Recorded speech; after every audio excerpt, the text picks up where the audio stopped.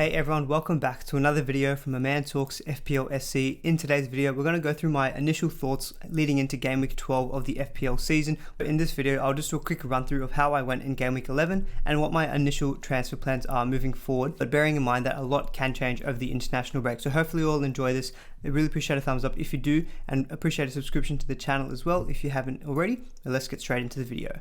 So Game Week 11 was another good week for the team. You know, we had another green arrow up to 24k, up from around 38k. So it's always nice to get a green arrow leading into the international break, and definitely a trend I think that a lot of people have probably noticed for most of the season so far, is that the defenders are the ones who are doing the heavy lifting in terms of the point scoring. Definitely was the case for me as well. You can see Aaron Ramsdale in goal with that clean sheet against Watford. Also got a bonus point just only making the one save, so 7 points there. Really happy with that. Didn't bench him this week, although this week it probably would have paid to actually have benched him for Foster, who got 11 points for that penalty save, but obviously you can't predict that in hindsight. So 7 points from Ramsdale, very happy to see that. Arsenal's defense is looking very, very solid, although their fixtures moving forward are a little bit of a mixed bag. But you can see there, those four defenders, Trent, Reece James, Cancelo and Ben Chilwell, along with Livramento, who's on my bench. I'm really happy with my back five, including my goalkeeper as well. I think that's the defenders that a lot of people are trying to go for, so it's nice to know that I've currently got them in place, and barring any injuries, I don't see myself making any real transfers here. And I think I'm happy that I went with that switch a couple of weeks back of Duffy to Chilwell. I think this big at the back trend, I think that we're seeing,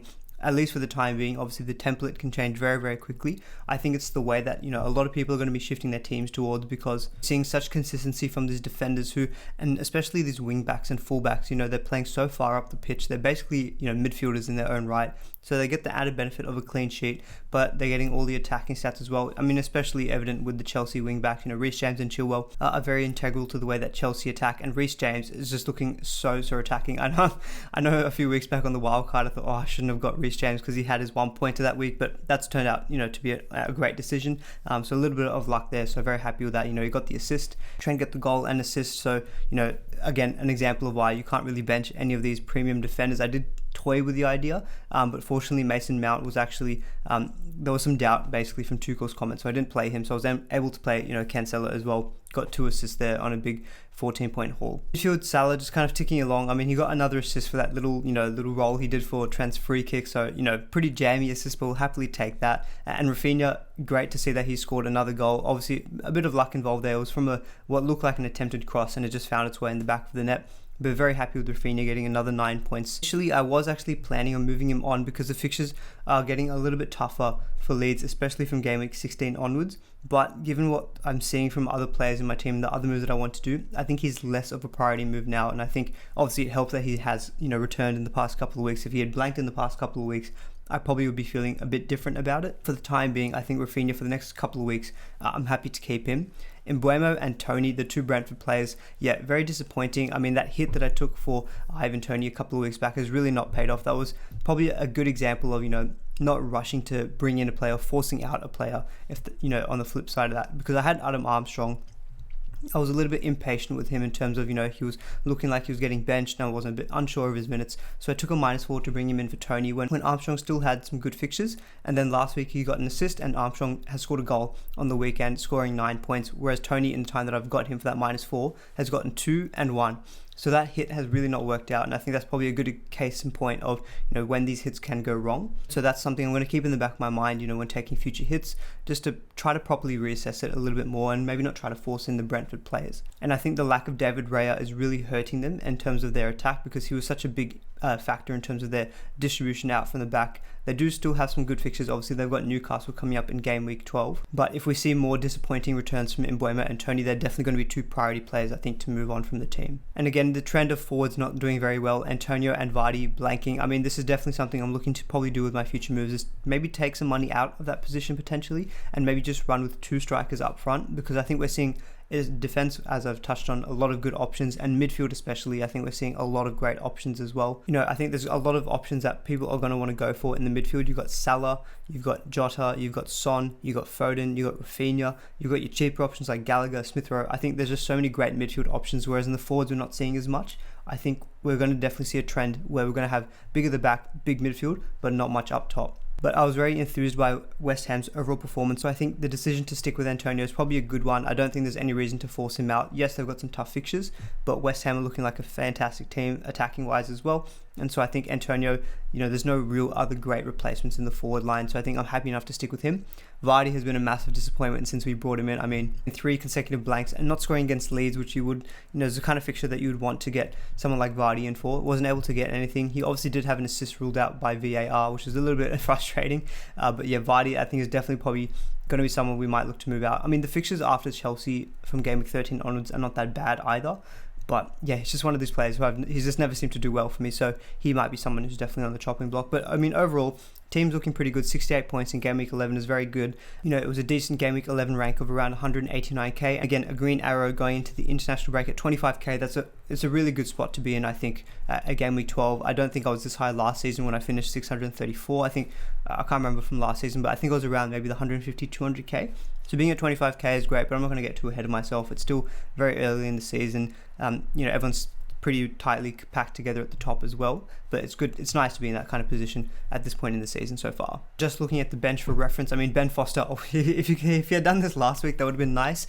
Penalty save, maximum bonus, 11 points on the bench, but I was never seriously going to be considering playing him, so I can't really complain too much about that. Livramento again on the bench, but to be honest, looking at my starting 11, I didn't really see anyone else I wanted to sub off for Livramento instead. And Mason Mount I didn't end up playing because there was some comments from Tuchel that he had this wisdom teeth issue, and so he was a chance of playing some minutes, which to me meant like a benching risk, which is what actually happened. So took the safe option of benching him, which worked out well because Cancelo, to be honest, was actually going to be my substitute, so that would have been really painful to see his points on the bench there. But 2 free transfers, 1.6 million in the bank, quite a lot of money to play around with. What I'll get into now is just kind of my early thoughts around what future moves I might look to do for the next kind of 4 game weeks. So as always, I love to do a bit of transfer planning, and so we jumped onto Live FPL. Fantastic resource, highly recommend doing some future transfer planning as well. Gives you something to do over the international break. Equally, otherwise, if you want to take a break from FPL, completely understand that as well. So just looking at the fixtures there from game week 12 onwards, there's a few players that I probably want to be targeting. I think I kind of referenced a couple of them. I think in the midfield, I think Jota, because of this Firmino injury, Jota looks like, he's going to be nailed on for at least the next few weeks. It's a hamstring injury for Firmino, so it could potentially be even longer than that. So Jota is definitely someone who's high in my thinking in terms of a priority transfer in. Obviously, this is going to be when Tottenham get onto their nice 4-game run as well. You can see there, they've got Leeds, Burnley, Brentford and Norwich in the next 4, so fantastic next month ahead for Spurs, although they haven't looked the best so far, to be honest. So big dilemma is going to be, do we go for Son, do we go for Kane, should we even bother rushing to them right now? My thinking is I probably will end up getting one, I think, from game week 12, just because I think you can play it more safe and say wait for the information. The problem is that if you wait for another week of information against Leeds, then it gets to Burnley away, which I think is actually a little bit of a tougher fixture slightly, and so you're just not getting that advantage of having that Leeds home fixture. We'll end up getting for one. The way that my team is actually currently structured, it's easier for me to get to Kane in one move because I do have Vardy there as that kind of premium forward placeholder. So Kane could be a way to go. I probably would prefer Son, to be honest, but looking at how the team structure is, and I think between the two of them, apart from that $2 million saving on Son, I don't see too much difference between the two, to be honest, and Kane does have penalties, so that does help. Another target that I am also thinking about is Callum Wilson from Newcastle. So on Live FPL, my team last week had an 85% template rating, so I think if you look at the team, it's quite standard. I think a lot of people have those defenders, midfielders and a few of those forwards as well. So I don't mind going for a bit of a differential in Callum Wilson, because you can see the month ahead for Newcastle is pretty nice. They've got Brentford, Arsenal away, Norwich and Burnley. The good thing about Newcastle's run for the next month is that their good fixtures are all at home, and so that should help out. And they've got Eddie Howe now as manager, who previously did manage Callum Wilson when he was at Bournemouth, and they were a bit more of an attacking team, so there could be that new manager bounce. So my game week 12 transfers could be from players who've got new managers like Spurs and Newcastle. The good thing I also like about Newcastle is that looking further ahead to game week 16, I know Manchester United have not been looking the best, but from game week 15 they've got Crystal Palace, but I think Crystal Palace is a bit of a tougher fixture. So, but definitely from game week 16 when they've got Norwich, I think you want to be trying to get either like a Bruno Fernandes or a Ronaldo. Probably Ronaldo, because even though Bruno is probably going to be a bit more nailed, bearing in mind that around game week 15-16 is when we get that fixture congestion. I would say that Bruno is going to be a little bit more likely to play the extra minutes, but Ronaldo's stats since he's come to the team and has really diminished Bruno Fernandes's stats, and Ronaldo's stats have been very, very good. So I think Ronaldo's probably the Manchester United asset that I would go for from game week 16. So it does give me some more thinking around having that premium forward slot. Obviously, if I have got 2 free transfers in game week 16, I could do a switch from like a Son up to Ronaldo instead. And so with Newcastle, their run kind of ends around game week 16, so it would be a short-term punt on someone like a Callum Wilson, but he could be a perfect placeholder for Ronaldo. So I'll run through one transfer plan that I have thought of. After saying all of that, that wouldn't actually include getting Callum Wilson, but this would be an option where I would get Harry Kane and I would get Jota. So whether the team's structured, I think it's a little bit easier to do these 2 particular moves. The only issue with that is that we're very tight on the money side of things. So I've got just enough to get to Vardy to Kane in one move, so that is an advantage. That leaves 0.1 in the bank. And to be honest, Mason Mount is who I would get rid of. For Jota, I think he's been a little bit, I was very happy to obviously get his 24 points a few weeks back against Norwich. Sorry, not Mount, we want to get rid of him. We want to get Jota. But I'd be bringing in Jota there, and then again, this is going to be an issue that probably a lot of teams are going to see for the next few weeks, is that there's going to be some benching dilemmas for sure. In this particular week, I'm not even adverse to benching one of the Brentford players. I mean, it is Newcastle, which is a tasty fixture, so I could maybe even bench Rafinha against Tottenham, because I think Conte is going to try to make them a little bit more defensively solid. So Rafinha could be someone I bench, although bearing in mind he will actually come up against Reguilon's side, and Reguilon I don't think is the best defender, so we might rethink that again closer to the deadline. But I can do these 2 moves for free. Yep, it leaves 0.0 in the bank, so it's very, very tight on the money, but it would be Vardy and Mount out for Jota and Kane, and I don't mind the look of that. I'm getting in Jota for his good fixtures. He's got great underlying stats, and at 7.5 is great value, and we're getting in that Spurs player for their great run of fixtures moving forward. Now in game week 13, again, I don't think I'll be looking to make a transfer here. I think I'm going to start trying to get a little bit more into the habit of rolling transfers as much as I can, especially during this busy Christmas period. Obviously game week 13, there is some issues with Antonio up against Man City, but I can play Rafinha instead, who's coming up against Brighton, or I could drop again one of the Brentford players. I think I would still maybe give the Brentford players 1 more week. I mean, it's Everton at home, which I don't think is a bad fixture, or I could make a change there instead. But let's assume game week 13 I don't make any moves. Game week 14 I would have the 2 free transfers, and I think this is definitely when I'd be probably looking to shift some of the Brentford options if they're still not looking very good. So one way I have thought about it is, as I've kind of referenced earlier, taking some money out of that forward spot, because I don't think it's doing the business at the moment. So I could take Tony out for a budget. I could even just go all the way down to a 4.5 striker like Keenan Davis, or I could even bring in like a Broha. If he is getting at least some minutes for Southampton, he could be a good bench option in that 3rd striker spot, just to take some money out but still add some cover over that busy Christmas period, because we definitely are going to see rotation.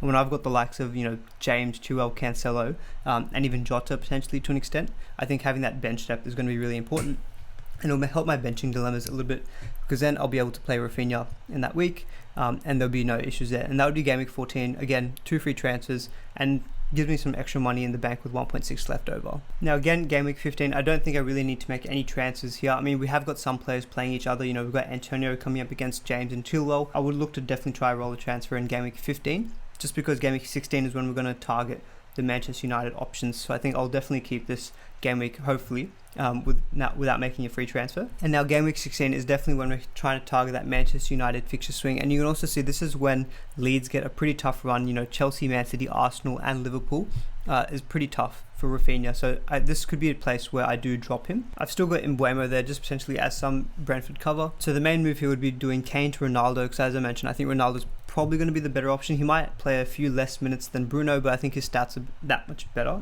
that it probably would be safer to go for Ronaldo, and he could definitely be a captain consideration at this point in time, coming up against Norwich. We would still have some money in the bank to play with, so what I could even do with Rafinha, I could, it's 7.9 in the bank, potentially maybe with team value, I could get on someone like a Phil Foden, who's kind of around that price point. Otherwise, I could go for one of the cheaper options like a Gallagher or a Smith Rowe. You can see there that Gallagher's got pretty decent fixtures from that point in time. Everton, Southampton, Watford, and even Smith Rowe's got Southampton, West Ham, Leeds, Norwich. So either one of the 2 could come in. Let's just say, for example, I go for Gallagher at this point in time. The team would still be looking pretty good, and this would be a way that I'd get to the Manchester United option in Ronaldo. And I think definitely with this transfer plan, it's a lot easier to do it going for Kane instead of a Son. And so that would be my kind of initial plan to get to Ronaldo from game week 16 onwards. Getting in options like Jota and Kane and then moving on to Ronaldo, I think is a pretty decent plan. I'm missing out on obviously like a Callum Wilson. I could also do that if I go for Son and Wilson. I'll quickly just go through a quick example of that transfer plan as well, just for reference as well. And so the other option that I've toyed with is, as I mentioned, getting in Callum Wilson and getting in Heung-min Son. And this would be for the same players, Vardy and Mount. So I've just brought in Son and Wilson in there. I can sub out Rafinha as I had in that previous example, although I'm not sure how I quite feel about that. I could rethink that again, obviously, come closer to deadline. This leaves me a little bit more money in the bank, obviously, because Son is a lot cheaper than Kane. And so that's 2.1 in the bank. I could potentially even still shift out someone like Mbeumo for Diogo Jota. I've just got enough money to do that as well this game week. So that could be 3 transfers I make for a -4 if, say we get some potential news around Firmino's injury being even more serious than we thought. Then I think getting in someone like Jota could be really, really good. Only 0.1 in the bank this way, and it would be for a -4 where we are benching like Livramento and Rafinha. So I could save the hit 100% instead of having to bring in someone like Jota. So that probably is something I'm toying up as to whether I should do that or not. I still haven't even decided if should I prioritize Jota or should I prioritize Son?